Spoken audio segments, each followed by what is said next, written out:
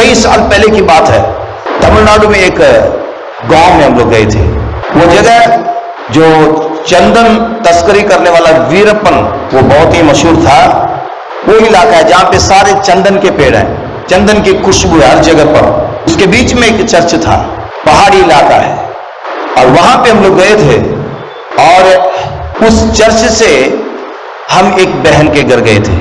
वहां जाने के लिए कोई बस की सुविधा नहीं है, साइकिल भी नहीं जा सकता, पहाड़ के ऊपर चढ़ना है, पहाड़ के ऊपर घर है, छोटा सा गांव है, वहां बिजली का बंदोबस्त नहीं है, सोलर सिस्टम है, और साधारण लोग हैं। उस बहन को मिलने के लिए हम लोग पहाड़ के ऊपर 19 किलोमीटर पैदल गए, 19 किलोमीटर।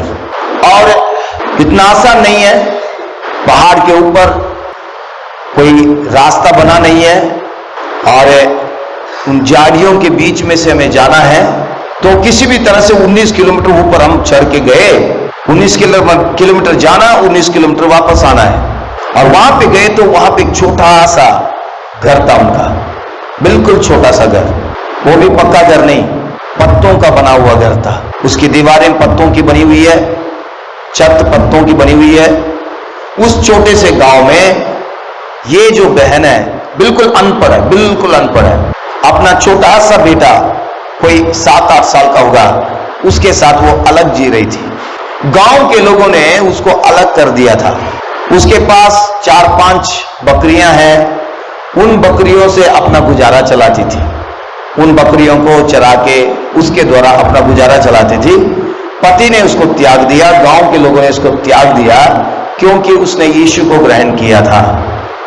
उस गांव में अकेली वो यीशु को मानने वाली थी, और कभी भी कुछ भी हो जाए कोई भी मदद करने के लिए नहीं आएगा। कोई उसके बकरियों को चोरी करके ले जाए तो भी गांव के लोग कोई भी उसकी मदद करने के लिए नहीं आएंगे, क्योंकि उसने यीशु को ग्रहण कर लिया। हम लोग उनके घर गए, बैठने के लिए भी जगह नहीं है। हम उनसे मिले, उनके लिए प्रार्थना की, और उस बहन को हमने बोला प्रार्थना कीजिए। उस बहन ने जो प्रार्थना की, हम बहुत हैरान हो गए। वचनों को बोल बोल के प्रार्थना कर रही है, बिल्कुल अनपढ़ है, पढ़ना लिखना नहीं जानती है, उसके पास कोई भी साधन नहीं है वचन सुनने के लिए। आजकल तो मोबाइल वगैरह है, उन दिनों में कुछ भी नहीं था। और वचनों को अच्छे से बोल करके इतना अच्छे से प्रार्थना कर रही थी, ऐसा नहीं लग रहा था कि अनपढ़ है। और उस चर्च का पास्टर उस बहन के बारे में ऐसी गवाही दे रहे थे, कहते इसके समान हमारे चर्च में और कोई भी नहीं है। एक दिन भी चर्च मिस नहीं करती है ये। एक एतवार में, हर एतवार ईमानदारी से चर्च आती है, और वो भी सबसे पहले आती है, सबसे पहले। आधा घंटे पहले आके बैठ जाएगी अपने बेटे के साथ। जरा सोच के देखिए, 19 किलोमीटर पहाड़ से उतर के आना है, और वापस जाते वक्त 19 किलोमीटर पहाड़ चढ़ के जाना है। छोटा बच्चा 7-8 साल का बच्चा उसको लेके आ रही है, एक भी संडे मिस नहीं करती। और उसके जो 4-5 बकरियां हैं उसको यूं ही छोड़ के आती है। अगर कोई उसको उठा के ले जाए तो इसका सब कुछ चला जाएगा। हमने उस बहन से पूछा क्या बात है, कैसे? बोला संडे के दिन तो प्रभु का दिन है, चाहे मेरी बकरी कोई चोरी करके ले जाए, कुछ भी हो, मुझे इससे परवाह नहीं, मुझे चर्च में जाना जरूरी है, प्रभु के भवन में जाना जरूरी है, और जब मैं जाऊंगी तो प्रभु मेरी रक्षा करेगा। प्रभु उनकी रक्षा कर रहा है, प्रभु उनको संभाल रहा है।